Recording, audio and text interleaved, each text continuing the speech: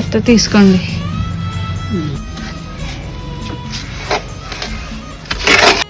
కాకపోతే మరలా చేసుకుంటా ఉండాలి, మధ్యలో అలుపుకుంటా ఉండాలి. ఇప్పుడు నేను సిమెంట్తో చేస్తున్నాను కదా, నేను పేడ ఇట్టు అలుపుకున్న తర్వాత మరలా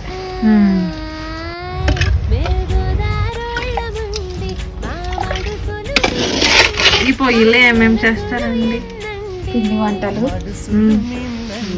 సరదాగా ఏమన్నా స్నాక్స్ వండుకోవడం.